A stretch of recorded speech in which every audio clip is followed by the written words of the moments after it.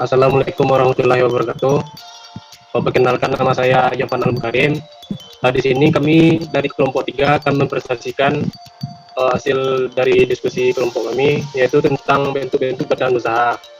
Di sini saya sendiri sebagai moderator akan menjelaskan pertama, yaitu tentang apa latar belakang yang disebut apa badan usaha tersebut. Yang pertama yaitu kegiatan bisnis sangat membantu usaha pemenuhan kebutuhan masyarakat oleh perusahaan. Bisnis ini meliputi semua aspek kegiatan untuk menyalurkan barang-barang melalui saluran produktif. Dari membeli barang mentah sampai menjual menjadi barang jadi. Pedagang yang khusus melakukan pembelian dan penjualan merupakan jalur penghubung antara produsen dan konsumen, dan membantu produsen mengatasi masalah-masalah pada saat mencari konsumen, serta pada saat pembelian mencari produsen. Dalam beroperasi, perusahaan haruslah memiliki badan hukum usaha tertentu agar perusahaan tersebut memiliki legalitas untuk menjalankan kegiatan. Keberadaan badan hukum perusahaan akan melindungi perusahaan dari segala tuntutan akibat aktivitas yang dijalankannya. Wujud nyata terdapat pada pasal 33 Undang-Undang Dasar 1445, memiliki posisi strategis bagi peningkatan kesejahteraan rakyat. Agar pemerintah dapat menjalankan dengan baik, negara mendirikan BUMN dan mengusahakan kekayaan alam tersebut demi kemakmuran rakyatnya, atau perolehan lainnya yang sah berdasarkan pasal 1 ayat 1 Peraturan Pemerintah Nomor 27 Tahun 2014 tentang pengelolaan barang milik daerah. Kemudian menjadi kekayaan negara atau daerah dalam pengelolaan BUMN atau BUMD rawan terhadap kasus yang dapat merugikan keuangan negara. Selanjutnya itu tentang pembahasan pengertian badan usaha akan dijelaskan sendiri oleh teman saya. Kepada Windy, dipersilakan.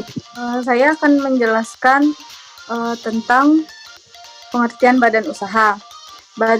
Badan usaha adalah kesatuan yuridis atau hukum, teknis, dan ekonomis yang bertujuan mencari laba atau keuntungan. Badan usaha seringkali disamakan dengan perusahaan, walaupun pada kenyataannya berbeda. Perbedaan utamanya, badan usaha adalah lembaga, sedangkan perusahaan adalah tempat di mana badan usaha itu mengelola faktor produksi. Beberapa alasan pendirian suatu badan usaha adalah untuk hidup, bebas dan tidak terikat, dorongan sosial, mendapatkan kekuasaan, dan melanjutkan usaha orang tua. Selanjutnya, jenis-jenis badan usaha di Indonesia yang akan dijelaskan oleh Salsa. Selanjutnya, jenis-jenis badan usaha. Jenis-jenis badan usaha yang pertama adalah koperasi. Koperasi ini adalah organisasi bisnis yang dimiliki dan dioperasikan oleh orang-orang demi kepentingan bersama. Koperasi ini melandaskan kegiatan berdasarkan prinsip koperasi atau gerakan ekonomi rakyat yang berdasarkan azas kekeluargaan. Prinsip koperasi ini terbagi atas yang pertama, keanggotaan yang bersifat terbuka dan sukarela. Yang kedua, pengelolaan yang demokratis. Yang ketiga, partisipasi anggota dalam ekonomi. Yang keempat, kebebasan dan pengembangan pendidikan, pelatihan, dan informasi. Selanjutnya, badan usaha milik negara atau BUMN, yaitu badan usaha yang permodalannya seluruh atau sebagian dimiliki oleh pemerintah. Status pegawai badan usaha tersebut adalah karyawan BUMN, bukan karyawan negeri. BUMN sendiri terdiri atas beberapa jenis. Yang pertama ada perusahaan perseroan, yang kedua ada perusahaan jawatan. Perusahaan perseroan ini adalah yang terbentuk perseroan terbatas atau PT yang modal atau sahamnya paling sedikit 51% dimiliki oleh pemerintah dengan tujuan mengejar keuntungan. Pembagian perseroan terbatas ini ada beberapa, yaitu perseroan terbatas terbuka dan perseroan terbatas tertutup. Perseroan terbatas terbuka adalah perseroan terbatas yang menjual sahamnya kepada masyarakat melalui pasar modal. Perseroan terbatas tertutup adalah perseroan terbatas yang modalnya berasal dari kalangan tertentu. Misalnya, pemegang saham hanya satu kerabat atau keluarga saja. Perusahaan jawatan adalah bentuk usaha milik negara yang seluruh modalnya dimiliki oleh pemerintah. Pekerjaan ini berorientasi berdasarkan pelayanan pada masyarakat sehingga selalu merugi. Contoh-contoh perusahaan jawatan yaitu Pekerjaan RS Jantung Harapan Kita, RS Cipto Mangunkusumo, dan RS M. Jamil.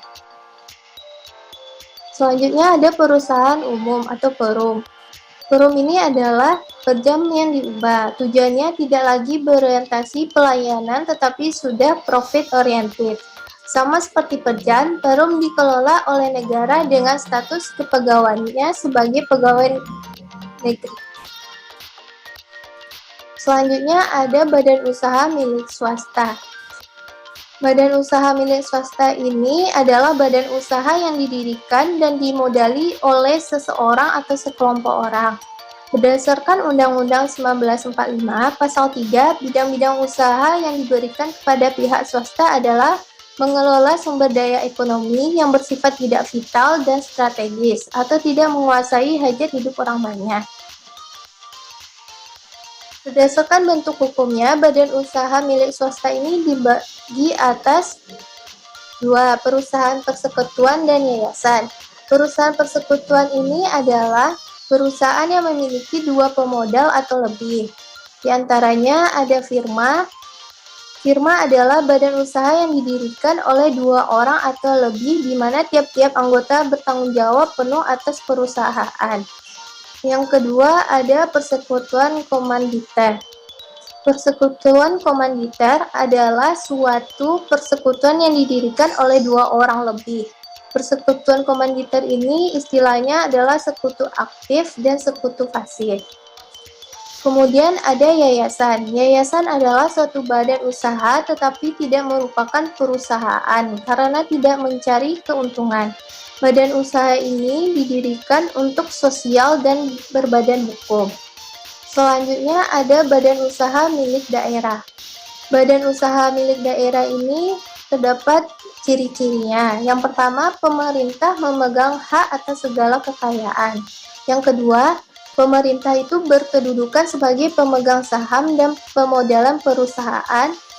Dan yang ketiga, pemerintah memiliki wewenang dan kekuasaan yang menetapkan kebijakan perusahaan, serta sebagai sumber pemasukan negara dan seluruh atau sebagian besar modalnya dimiliki negara lain, baik berupa bank atau non-bank. Tujuan pendirian BUMD ini yaitu memberikan sumbangsi pada perekonomian nasional, serta mengejar dan mencari keuntungan, kemudian pemenuhan hajat orang banyak, dan perintis kegiatan-kegiatan usaha, kemudian memberikan bantuan dan perlindungan pada usaha kecil dan lemah. Selanjutnya, materi akan dibacakan oleh Willy Khairiyah. Saya akan membacakan pengaturan badan usaha bukan badan hukum berdasarkan produk hukum Belanda. Sebagaimana telah dibahas sebelumnya bahwa badan usaha yang bukan badan hukum terdiri dari CV, firma, dan persekutuan perdata. Badan usaha bukan badan hukum diatur melalui Kitab Undang-Undang Hukum Perdata dan Kitab Undang-Undang Hukum Dagang atau KUHD. Baik KUHP dan KUHD sama-sama diundangkan berdasarkan Statlet tahun 1874 nomor 23 yang telah dikomodifikasikan maupun dibukukan. Berikut akan saya bahas satu persatu mengenai badan usaha bukan badan hukum beserta dasar hukumnya sebagaimana diatur dalam KUHD dan KUHP. Yang pertama, firma.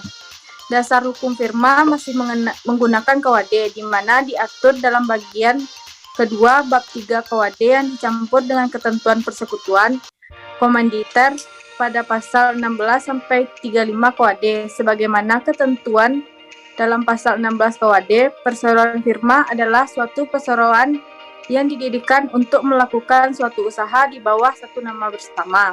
Yang kedua, komanditer Vennootschap atau CV adalah firma yang memiliki satu atau lebih sekutu diam, yaitu sekutu yang hanya menyerahkan uang, barang, atau tenaga sebagai pemasukan dalam suatu persekutuan.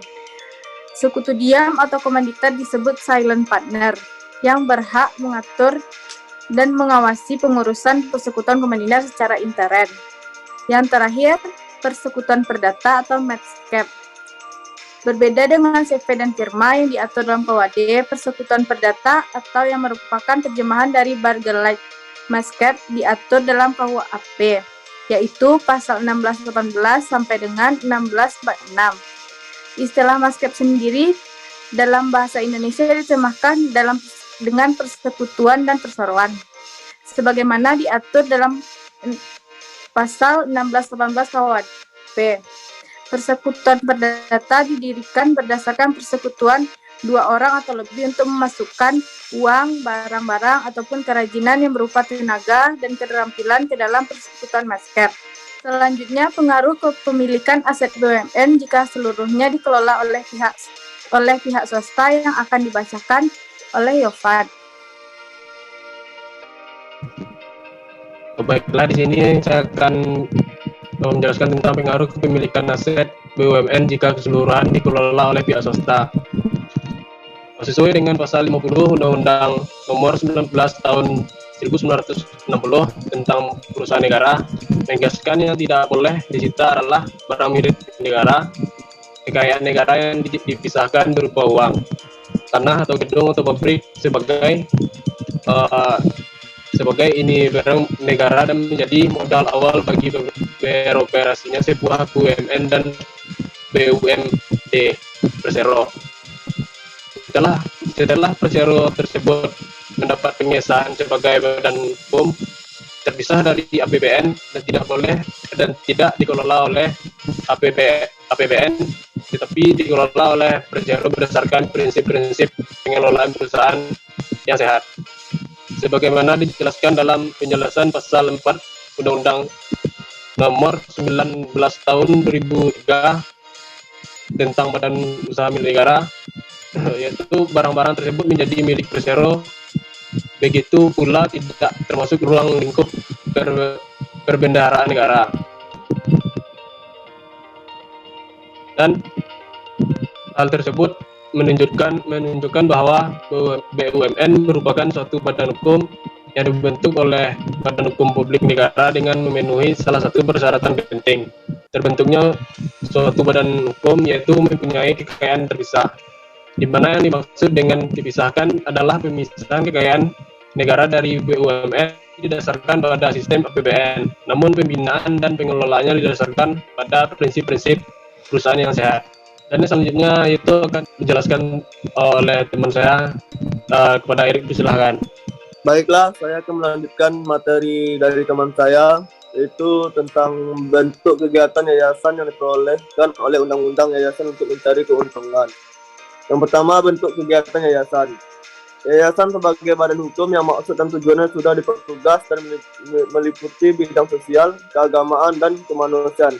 Maka kegiatan yayasan tidak bertujuan untuk mengejar keuntungan.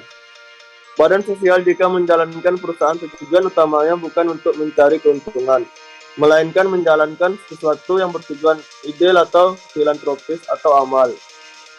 Walaupun tidak mustahil yayasan tersebut mendapat keuntungan.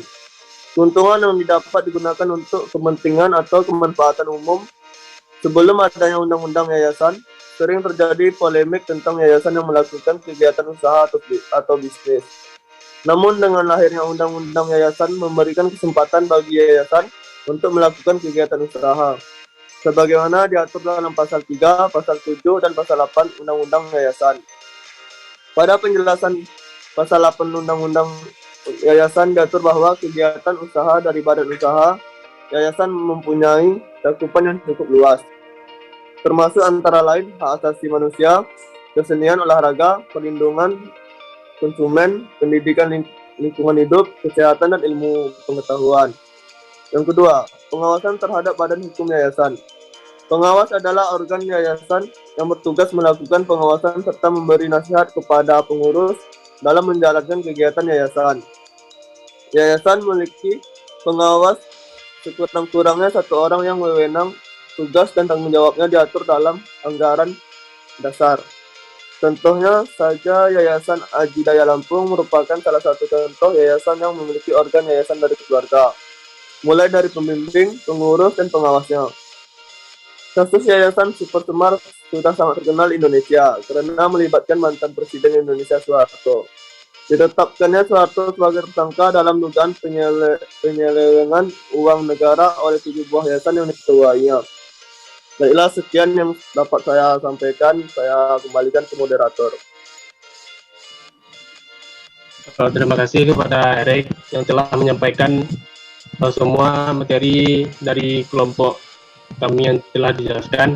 Jadi kesimpulan yang dapat kami simpulkan yaitu badan usaha adalah kesatuan yuridis dan ekonomi yang menggunakan faktor produksi untuk menghasilkan barang dan jasa dengan tujuan untuk mencari laba, sedangkan perusahaan adalah satu unit kegiatan yang melakukan aktivitas pengelolaan faktor produksi untuk menyediakan barang dan jasa bagi masyarakat, mendistribusikannya, serta melakukan usaha lain dengan tujuan memperoleh keuntungan dan memuaskan kebutuhan masyarakat.